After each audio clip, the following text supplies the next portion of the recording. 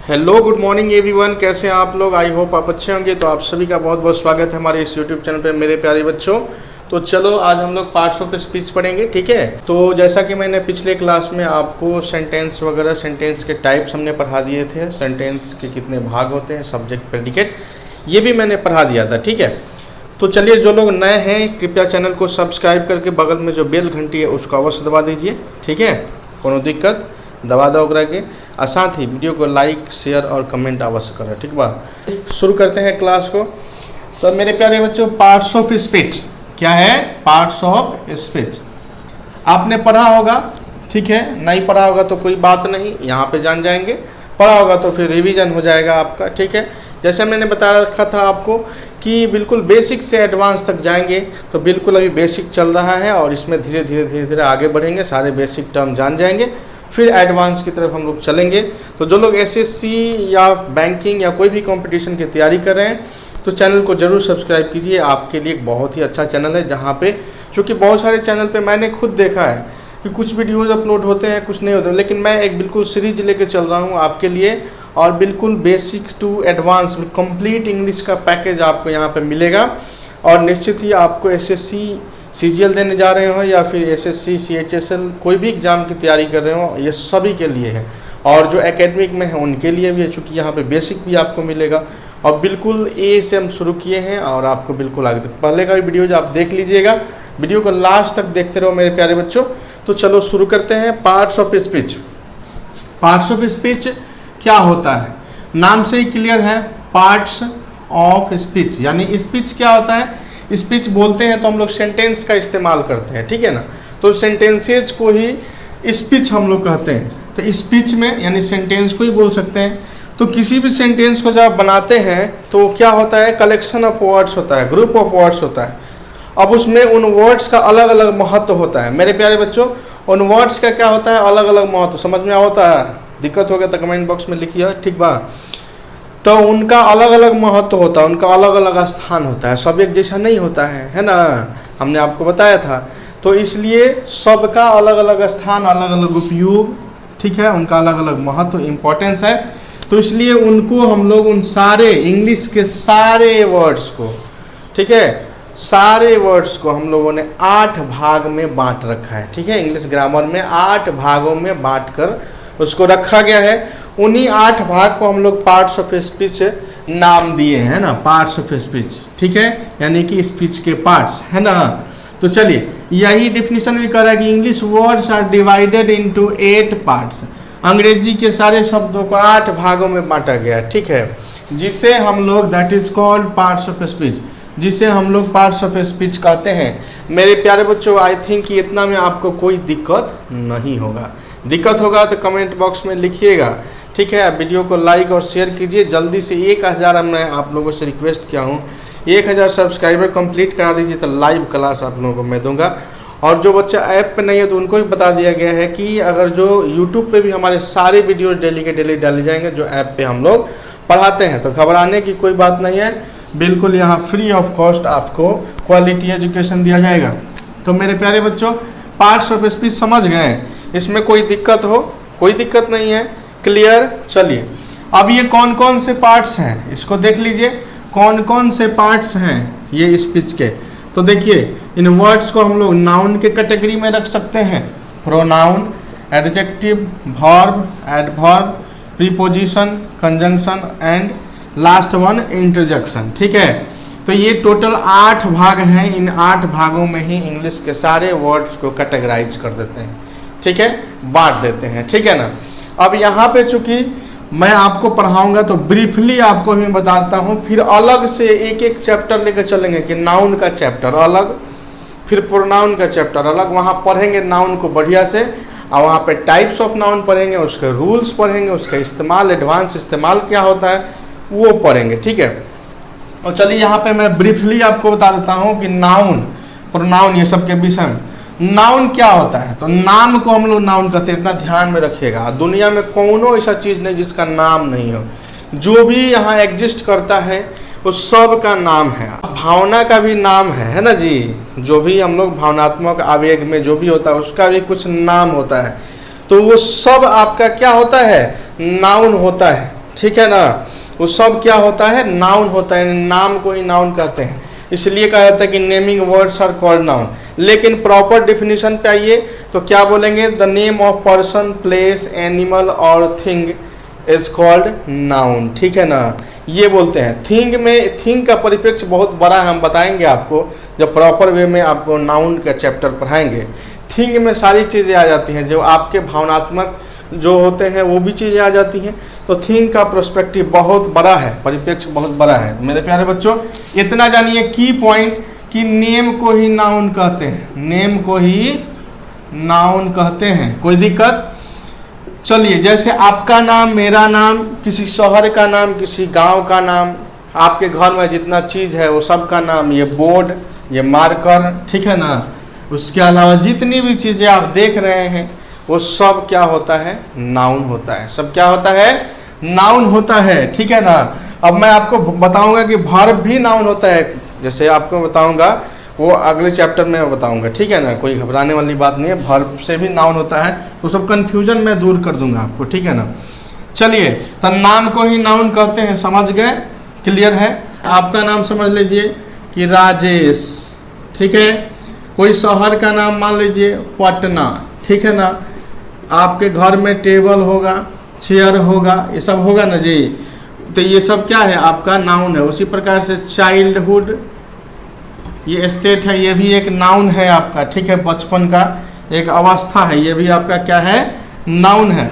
तो ये सब क्या है, आपका नाउन है। जानवर का नाम काऊ, डॉग, है ना, पक्षियों के नाम, तो नाम को नाउन कहते हैं, समझ गए।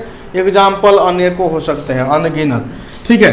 अगला ये प्रोनाउन, प्रोनाउन, तोड़िए इसको, प्रोनाउन, प्रोनाउन, प्रो, ठीक है ना, इसका एडवांस वर्जन, नाउन का एडवांस वर्जन है, ठीक है ना। आप मोबाइल में देखते होंगे फलना प्रो, सैमसंग प्रो, है ना, ये प्रो प्रो प्रो करके आजकल, तो एडवांस वर्जन इसका नाउन का, किसका, नाउन का एडवांस वर्जन।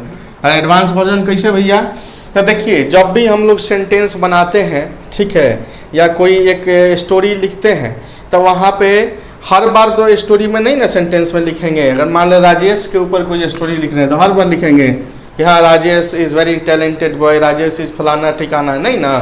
तो वहाँ पे अगली बार, पहली बार लिखे, इंट्रोड्यूस कर दिया कि राजेश, नहीं, और दूसरी बार लिखेंगे ही इज, तो राजेश के बदला में, यानी कहने का मतलब क्या हुआ कि नाउन के बदले में, नाउन के बदले में, इंस्टीड ऑफ नाउन, नाउन के बदले में जिस शब्द का प्रयोग किया जाता है, नाउन के बदले में जिस शब्द का प्रयोग किया जाता है उसे कहते हैं प्रोनाउन। क्लियर है। जैसे हमने क्या कहा कि राजेश, तो राजेश के बदला में क्या इस्तेमाल किया, ही, तो ही क्या है, प्रोनाउन है, ठीक है ना। A word which is used instead of a noun, यानी कि नाउन के बदले में, या in place of a noun, यानी नाउन के बदले में प्रयोग किया जाता है, उसे प्रोनाउन कहते हैं। ठीक बा, कोनो दिक्कत नहीं है, दिक्कत क्लियर बा। तो चलिए, तो नाउन के बदले में प्रयोग हुआ तो प्रोनाउन, राजेश के बदला में ही, तो ही से क्या होगा, प्रोनाउन। सी हो गया, इट हो गया, यू हो गया, दे हो गया, है ना, दिस हो गया, दैट हो गया, ये सब क्या है, प्रोनाउन है। क्या है, प्रोनाउन है। ये नाउन के बदले में प्रयोग होता है ये वर्ड, तो प्रोनाउन। जैसे कह रहे हैं कि राम जा रहा है, तो उसको ये भी कह सकते हैं कि वह जा रहा है, नहीं, तो ये प्रोनाउन हो गया। वे लोग खेल रहे हैं, नहीं, बच्चों का ग्रुप है, बोल दिया वे लोग खेल रहे हैं। एडजेक्टिव, एडजेक्टिव देखिए ये क्या करता है, एडजेक्टिव जो होता है ये नाउन या प्रोनाउन की विशेषता बताता है। अब सब्जेक्ट जो होता है वो नाउन या प्रोनाउन ही होता है ना। तो नाउन या प्रोनाउन की विशेषता बताता है। ये कहता है कि फलाना इज गुड, ढिमकाना इज बैड, नहीं। जैसे कहेगा Rajesh is very talented boy, Rajesh is good, नहीं बोल सकता है। तो ये देखिए राजेश का विशेषता बतला दिया ना जी। तो इसका डेफिनेशन क्या होता है, a word which qualifies a noun और प्रोनाउन, एक वर्ड जो कि नाउन और प्रोनाउन की विशेषता को बताता है उसे हम लोग एडजेक्टिव कहते हैं, ठीक है ना। जैसे गुण है ना, अवगुण, ये सबको बताता है। सैड, नहीं, ये विशेषता को बताया। बैड, गुड, है ना, हैप्पी, इसमें कलर्स नेम भी आ जाता है, इसमें काउंटिंग भी आ जाता है ना, नंबर नेम्स, तो ये भी आ जाता है, ठीक है। तो ये सब क्या है, एडजेक्टिव है। यानी ये नाउन या प्रोनाउन की विशेषता को बता रहा है, ठीक है ना। जैसे एक सेंटेंस ही देख लीजिए, ही इज गुड, तो गुड कौन है? ही है। कौन है? ही है, तो ही प्रोनाउन है। यही मान लीजिए राजू इज बैड, तो बैड कौन है? राजू है नहीं। तो इसलिए ये नाउन या प्रोनाउन के विशेषता को बताता है। यहीं पे बॉय लग जाता है, बैड बॉय है ना।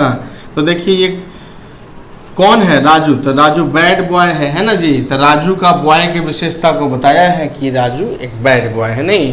तो ये बताता है एडजेक्टिव। मेरे प्यारे बच्चों, अब आते हैं वर्ब। वर्ब का मतलब होता है एक्शन। क्या होता है? एक्शन। वर्ब का मतलब होता है एक्शन। एक्शन यानी कि कार्य, कुछ होना, है ना। तो कुछ होने को ही वर्ब कहते हैं, यानी कार्य होने को वर्ब कहा जाता है। कार्य होने का या होने की अवस्था को वर्ब कहा जाता है, ठीक है ना। तो वर्ब जैसे हो गया गो, जा रहे हैं, जाना, तो ये वर्ब हो गया। प्ले, रन, है ना, ईट, स्लीप, टीच, रीड, तो ये सब क्या हो गया? वर्ब हो गया। इससे पता चलता है कुछ कार्य हो रहा है, नहीं कुछ काम के होने का पता चलता है, तो ये वर्ब है, ठीक है। तो कार्य होने का या होने की अवस्था का पता चलता है तो वर्ब कहलाता है। वैसा वर्ड क्या कहलाता है? वर्ब। एडवर्ब, एडवर्ब इसी का एडवांस वर्जन है एडवर्ब। नहीं, तो एडवर्ब क्या करता है? देखिए एडवर्ब क्या करता है, तो ये एडजेक्टिव अपोलस, ये वर्ब अपोलस, कोई दूसरा एडवर्ब हो तो उसके विशेषता को बताता है। यानी एडजेक्टिव, वर्ब और एडवर्ब तीनों के ही विशेषता को बताता है। जैसे मान लीजिए एक सेंटेंस बोला कि Raju is a very good boy. Raju is a very good boy, very good boy. Raju is a very good boy, ये बोला इसने। अब देखिए ये गुड जो है एडजेक्टिव है। क्या है? एडजेक्टिव है ना। और देखिए एडजेक्टिव के विशेषता को वेरी जो है एडवर्ब है, तो एडजेक्टिव के विशेषता को बताया वेरी, बताया कि नहीं बताया? बोलिए, एडजेक्टिव के विशेषता को बताया कि नहीं बताया? बताया। तो इसलिए ये क्या हुआ? आपका एडजेक्टिव की विशेषता को बताया। अब वर्ब को बता सकता है कि जैसे मान लीजिए कि running fast, running fast, fast जो है मेरे प्यारे बच्चों एडवर्ब है और रनिंग जो है वर्ब है। तो ये देखिए वर्ब की विशेषता को बताया कि नहीं बताया? रनिंग फास्ट, रनिंग फास्ट, तो वर्ब की विशेषता को बताता है। एडवर्ब की विशेषता को भी बताता है, एडवर्ब के विशेषता को भी बताता है। मेरे प्यारे बच्चों अब एक ले लीजिए वेरी फास्ट। फास्ट जो है एडवर्ब है और वेरी भी एडवर्ब है ना। तो देखिए यहाँ पे एडवर्ब एडवर्ब के विशेषता को बताया कि नहीं बताया? वेरी फास्ट, बहुत तेज, नहीं, तो एडवर्ब एडवर्ब की विशेषता को बताया। तो मेरे प्यारे बच्चों एडजेक्टिव वर्ब एडवर्ब के विशेषता को बताता है तो उसे हम लोग एडवर्ब कहते हैं। क्या कहते हैं? उसे हम लोग एडवर्ब कहते हैं। कोनो दिक्कत, कोई परेशानी? थोड़ा तेजी से हम बताओ तनी, लेकिन उम्मीद बा कि समझ में आ गई हुई, ठीक है। वीडियो को एक दो बार और देख लीजिएगा। वीडियो में चाहता हूँ कि ज़्यादा लंबा नहीं हो, ठीक है, इसलिए आप 2-3 बार देख लीजिएगा, ज़्यादा क्लियर हो जाएगा, ठीक है। तो चलिए मेरे प्यारे बच्चों, ये अब आते हैं प्रीपोजिशन पे। मेरे प्यारे बच्चों प्रीपोजिशन, तोड़िए इसको, प्रीपोजिशन, ठीक है ना, जो पहले पोजीशन लेता है। किसके पहले? तो कोई भी सेंटेंस बनाते हैं उसमें नाउन या प्रोनाउन के पहले आता है और उसका संबंध यानी उस नाउन या प्रोनाउन का संबंध वाक्य के अन्य शब्दों के साथ करा देता है, उसे हम लोग प्रीपोजिशन कहते हैं। देखिए, a word which comes before a noun or pronoun and makes a relation between other words that is called preposition, ठीक है। जो नाउन या प्रोनाउन के पहले आकर उसका संबंध वाक्य के अन्य शब्दों के साथ बनाता है तो उसे मेरे प्यारे बच्चे प्रीपोजिशन कहा जाता है, ठीक है। जैसे एक सेंटेंस देखिए, द कैट, बहुत ही सिंपल सेंटेंस देखते हैं हम लोग, बहुत ही simple sentence. The cat is under the table, बच्चों वाला सेंटेंस ध्यान दीजिए। तो the cat is under the table, अब टेबल क्या है? नाउन है। क्या है? नाउन है। अब देखिए नाउन के पहले लग गया अंडर। अंडर क्या है? प्रीपोजिशन है। क्या है? प्रीपोजिशन है। अब ये कैट कहाँ है जी? कैट भी नाउन है। तो ये देखिए कैट कहाँ है? तो टेबल के नीचे। टेबल के नीचे मेरे प्यारे बच्चों, कैट कहाँ है? टेबल के नीचे। तो देखिए ये संबंध टेबल का किसके साथ जुड़वा रहा है? कैट के साथ। किसके साथ जुड़वा रहा है? कैट के साथ। ठीक है ना? तो इसीलिए इसको कहा जाता है प्रीपोजिशन। ठीक है, इसको क्या कहा जाता है? प्रीपोजिशन। तो प्रीपोजिशन क्या क्या होता है? इन, एट, ऑन, आफ्टर, बहुत सारा होता है। प्रीपोजिशन पढ़ाएंगे तो उसमें आपको ये अंडर भी होता है। ठीक है, इनटू, तो ये सब प्रीपोजिशन होता है। बहुत सारा प्रीपोजिशन, सबका अलग अलग उपयोग हम पढ़ाएंगे आपको वीडियो में। नेक्स्ट है कंजंक्शन। क्या है? कंजंक्शन। ठीक है ना? तो कंजंक्शन क्या होता है? ये देखिए जंक्शन और कौन, ये कौन कनेक्टर है। क्या है? कनेक्टर। क्या है? कनेक्टर। इसको लिख दीजिए कनेक्टर। इसको बोल सकते हैं ज्वाइनर। नहीं, बिजली वाला, बिजली के इक्विपमेंट होता है कनेक्टर, होता है ना जी कनेक्टर। तो ये कनेक्टर है, ये कनेक्ट करता है। अब किसको कनेक्ट करता है? तो ये दो वर्ड को कनेक्ट करेगा, दो वर्ड को कनेक्ट कर देगा अलग के बीच में, दो फ्रेज को कनेक्ट कर देगा, दो क्लॉज को कनेक्ट कर देगा, दो सेंटेंस को कनेक्ट कर देगा। तो ये सब जगह कनेक्शन का काम करता है।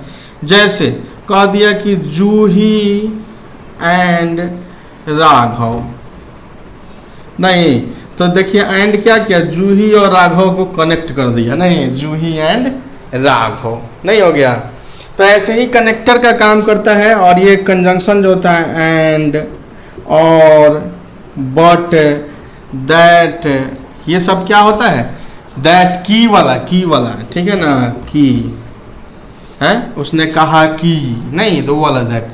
ठीक है, तो देखिए कनेक्टर का काम करता है। तो ये एंड और बट दैट ये सब क्या हो जाएगा? कनेक्टर है, यानी कंजंक्शन है। क्या है? कंजंक्शन है मेरे प्यारे बच्चों।